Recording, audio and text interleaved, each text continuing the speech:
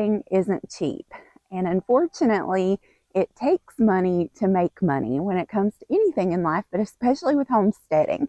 You've got to have money to pay for animal feed, fencing, even seeds for your vegetable garden.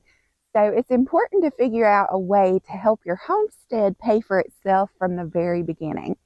And that's what we tried to do. We moved to our homestead here at Grace Walk Farm in 2020, and we have spent the last 3 years trying to develop a self-sustainable homestead that will pay our bills and support our family. And we have been successful. It doesn't take a lot of years or a lot of land.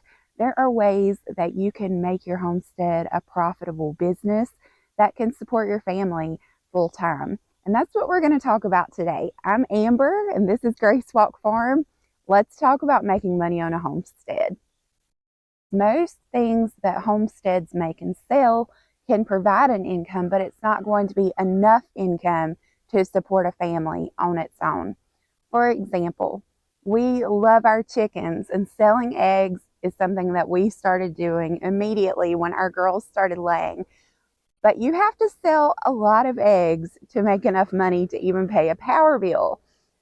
Egg sales are fun, but they're not super profitable unless you have a large scale operation.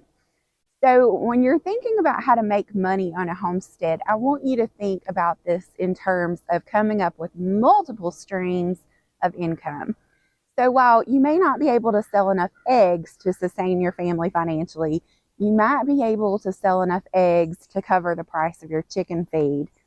And then you might be able to sell enough vegetables to cover the cost of your garden expansion or your seeds for the coming year. The key here is to develop a lot of small income streams. So for our family of 4, we currently have around a dozen different income streams. But the idea that I want you to take home from this is it takes multiple little income streams to add up to one solid income. Those first couple of years, there was a lot of failures and there was a lot of successes, but we quickly weeded out the things that wouldn't work for us and found the things that do work for us. You have to figure out what you enjoy, what people in your community respond well to, and what you realistically can do year after year as a homestead. Another thing to keep in mind is the seasons of homesteading. So obviously here behind me, you see my vegetables. I've got some loofah and some long beans. And vegetable sales are a huge part of our income here at Grace Walk Farm. But we can't really sell this stuff year round because vegetables don't grow well here in the winter. We can grow some leafy greens in the cool of winter, but that's about it. Everything else dies off. And so it's important to have winter income streams when the vegetables stop growing. Gardening is probably my favorite part of the homestead. I love spending time out here in my garden. I have a raised bed garden with about 25 beds, plus 2 large in-ground gardens. Each year we add more space, but growing food like these little jalapenos makes me so incredibly happy. And it's become a huge part of my income. Now, a lot of times when people think of selling vegetables and homegrown produce, they think of farmers markets. And a farmers market may be a great option for your family, but it turned out for us, it didn't work out so well. Number one, I didn't have the refrigeration capacity to harvest a whole lot of vegetables, and then I didn't have a way to transport them. I didn't have really the infrastructure that we needed to successfully do a large market. So instead, we started doing something called farm sampler baskets. Let me tell you how that worked. So the idea for farm sampler baskets was sort of born out of desperation in a way. I didn't want to do the farmer's market. I considered doing a CSA. If you haven't looked into that, that can be a great option. With a CSA, community supported agriculture, you essentially get your customers to come around you, pay you in advance, and then pick up their vegetables throughout the growing season. This made me nervous because I have not been gardening long enough for me to feel confident that I would have a great harvest. I'm still learning. So instead, we chose to do farm sampler baskets. And what that looked like is each week we create a new basket, and it has a little bit of everything that we're growing here on the farm. Variety of vegetables. It will include some herbs. We grow a lot of berries, so when they're in season, our baskets include blueberries, blackberries, strawberries, and then lots of fresh herbs. And sometimes we even throw in a bouquet of homegrown flowers. And the idea is for people who don't homestead but want to experience this to get a basket that gives them a look at what they might be bringing in every week if they were doing this homestead life. And so not only are you selling food really, but you're selling the experience of homesteading. And it helps people learn about the seasonalities of food and how each week the harvest is a little bit different. So for instance, a spring basket is going to have things like cabbage and carrots, whereas a summer basket is going to have okra and peppers and tomatoes. And a fall basket is going to have lots of radishes and collard greens. And so people learn that food grows with the seasons, and that's something a lot of people don't know. This model has worked out really well for us. In fact, farm sampler baskets were the income that let my husband finally come home from work and be home with me full time. So they're a huge blessing. I have seen several other families in our area start to do it successfully, and I've encouraged that. For me, it's community, not competition. There's plenty of people to feed, so we can all help each other, and they're having success with it as well. So farm sampler baskets might be something you want to try if you're looking for homestead income. Let me tell you about another income stream that we really rely on. Behind me, you'll see my little greenhouse that my husband built for me. We'll fill this greenhouse up in the early spring with tons of seedlings, and we'll baby them. I'll spend as much time in the little greenhouse as in the big farmhouse. And then we have a big plant sale. When I did this the first year, my goal was to sell enough seedlings to pay for my seeds, what I had invested into my garden for the year. And in the first year, I realized quickly this could be profitable. We made twice as much as we had spent on seeds and garden expansions. And so each season, we do more and more. If you think about it, how many people do you know who kind of tinker in gardening, and they just go to a garden center and they buy 10 or 12 plants, bring them home and put them in their garden beds? That's how most people approach gardening. Most people are not going all in on this like we are, and like you probably are if you're watching this video. Instead, they're kind of doing it as a hobby. But if you're trying to move from a hobby to an income, then selling seedlings is a really smart way to go.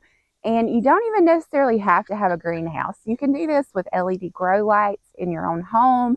You can look into winter sowing methods in jugs. There's a lot of ways that you can seed start. But we have found that that is one of the most profitable things that we do on our homestead. Another great option for bringing in an income to your homestead is herbs. This is some pineapple sage, one of my favorites, and it's blooming right now. It smells so good. It smells just like a pineapple.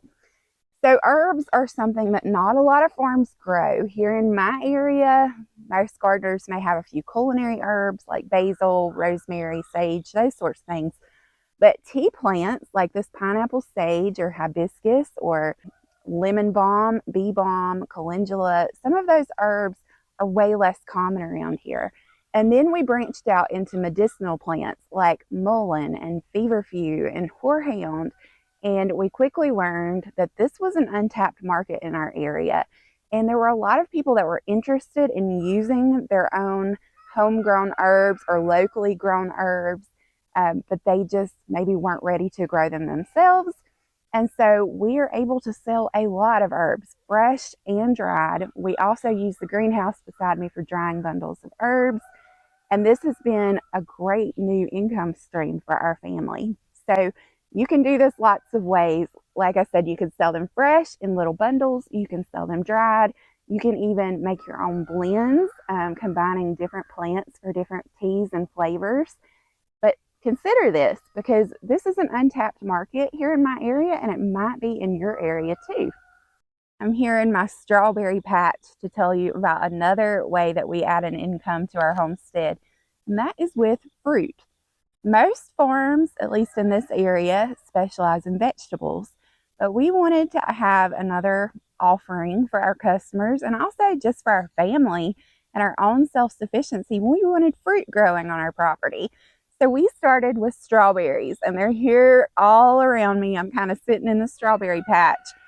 So we grow strawberries, and we chose everbearing, so we would get kind of a steady drip of strawberries all through spring, summer, and even early fall.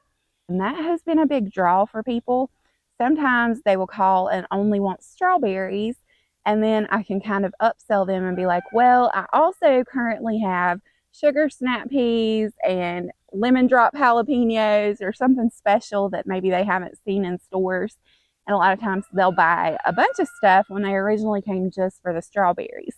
So fruit is a great way to get people in the door, to shop from your homestead, to draw attention to the fact that you are growing and selling food.